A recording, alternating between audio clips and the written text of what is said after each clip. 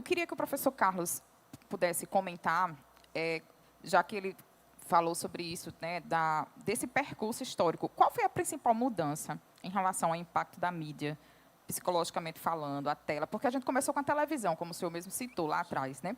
Então, na sua concepção, da televisão para hoje, o que a gente tem hoje, o quadro que a gente tem hoje, qual foi a principal mudança que aconteceu nesse impacto? Eu acho que porque temos muito mais estimulação hoje, né? Temos muito mais mídias. Então você tem televisão, você tem smartphone, você tem tablet, você tem notebook, você tem diversas mídias diferentes. Então tem uma pesquisa com adolescentes que foi publicada num artigo de revisão numa revista também internacional de pesquisadores chineses que mostrou esse efeito prejudicial também. De você estar utilizando diversas mídias de uma vez só. Né? De você estar utilizando... Por exemplo, eu me coloco como exemplo. Eu mesmo estou assistindo televisão na sala, na casa da minha irmã, e estou com o celular o tempo todo. Acabo não desgrudando do celular. Estou assistindo televisão, mas estou com o celular. Às vezes eu estou em casa, na sala, estou com a televisão ligada, que eu gosto muito de televisão, estou com a televisão ligada, mas estou com o notebook no YouTube, escutando música. Então, esses pesquisadores verificaram que é prejudicial também essa questão de você estar com diversas telas. E hoje, eu acredito que tem essa questão das diversas mídias. Um ponto positivo é a facilidade da comunicação. Está muito mais simplificada a comunicação. Antigamente, quando a gente queria paquerar, quando a gente queria namorar, eu conto para os alunos que a gente ligava para o 145, que era o Disque Amizade, né? Você lembra, né? Lembro, Disque Amizade. Você ligava para o Disque Amizade. É do meu tempo.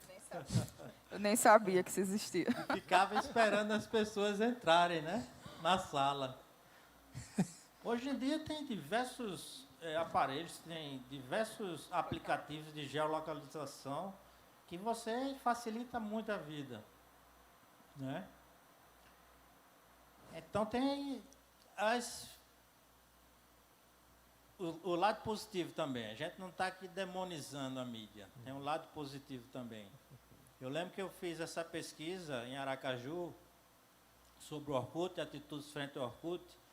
Naquele tempo a gente botou o título Psicologia da Era Virtual, atitudes de adolescentes frente ao Orkut. E tinha questões abertas e questões fechadas, escala tipo Likert. E a gente perguntava quais as principais vantagens e quais as principais desvantagens de ter o Orkut. E as pessoas colocavam a principal vantagem é a comunicação, a facilidade de comunicação. Você é uma comunicóloga, né? Já tem esse background. Para chegar na psicologia, vai chegar na frente de muita gente. Então, tem essa facilidade. Comunicação, facilidade de se comunicar, facilidade de comunicar-se e facilidade de fazer amigos também. Essa foi outra vantagem que as pessoas colocavam. Facilidade de fazer amigos. Desvantagem, falta de privacidade. Eu lembro claramente, esse artigo é de livre acesso. Vocês podem acessar o Google e colocar lá, Psicologia da Era Virtual, atitudes frente ao Orkut. E tem lá. A principal desvantagem que as pessoas colocaram foi a privacidade, a falta de privacidade. Tu és da época do Orkut, Agnes? E o Orkut não era tão invasivo A Agnes só quer ser a novinha, né? Aí também. Mas eu tive Orkut. Eu participava de uma comunidade, eu me chamo Otoniel. Tinha alguns Otoniéis no Brasil. Complementando o que o professor falou, muito importante. A pesquisa, assim, de 2015 para cá, os telefones ficaram inteligentes, né? Os smartphones. Então, isso cresceu a curva de depressão e tentativa de suicídio entre muitos jovens e crianças. Então, a mídia que foi muito impulsionadora, ou potencializou exatamente o smartphone. 2015 para cá que começou, não só alguns estudos mais profundos com psicólogos, né, psiquiatras, em clínicas, em pesquisas, e isso foi realmente preocupante. A questão das telas, mas principalmente pela questão da mobilidade, que facilita o acesso. O celular, vamos dizer, tem esse lado, mas como o professor falou também, né, a gente aqui não está falando com a tecnologia, eu sou da tecnologia, e a tecnologia ela tem seu lado de benefício, inclusive com as mídias, com o celular. O problema é os pais terem conhecimento de como utilizar de forma adequada. Então, não é que a gente vai dizer que a tecnologia não é importante. É muito importante. Crianças se comunicaram, por exemplo, em protestos no meio ambiente, através da mídia, do celular, juntando aquela questão dos Estados Unidos de armas em escolas. As crianças se uniram para a legislação de armas dos Estados Unidos reduzir tudo através do celular. Então, tem os benefícios da comunicação, principalmente, né? Falar com os parentes, pais e avós, até em outros países, se comunica o celular, aprendizagem pelo celular online. Então, tem os benefícios do celular. Então, assim, querem dizer que a gente não está mesmo demonizando a tecnologia. Isso. E o momento que a gente passou recentemente da pandemia, né, Isso. então a gente teve muito ganho, muita facilidade, muita coisa foi potencializada, tanto no desenvolvimento, como também foi um socorro para as pessoas que estavam totalmente isoladas em casa, né? Se não fossem as tecnologias, muita coisa não teria sido possível no âmbito educacional, no âmbito profissional, o home office ganhou espaço, né? E para as pessoas também que estavam isoladas por conta da doença, conseguirem se falar, se verem. Então, assim, houve esse salto, né, na história da gente. Então, a gente tem que reconhecer os benefícios, mas, porém, a gente precisa do equilíbrio. Exatamente. Porque aí o número de doenças emocionais também que explodiu depois da pandemia, também a gente está vendo hoje as consequências, né? Com certeza. A pandemia, os idosos, inclusive, foram beneficiados, né?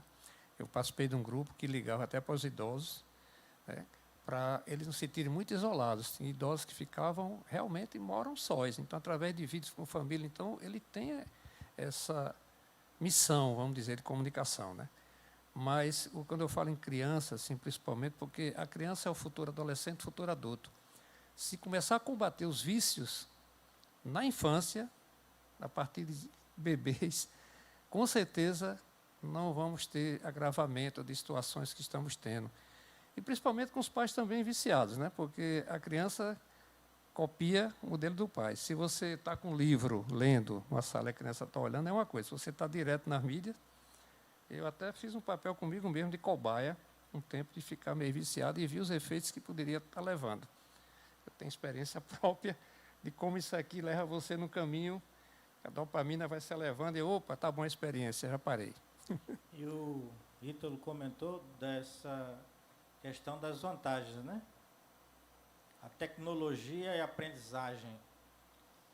A Covid.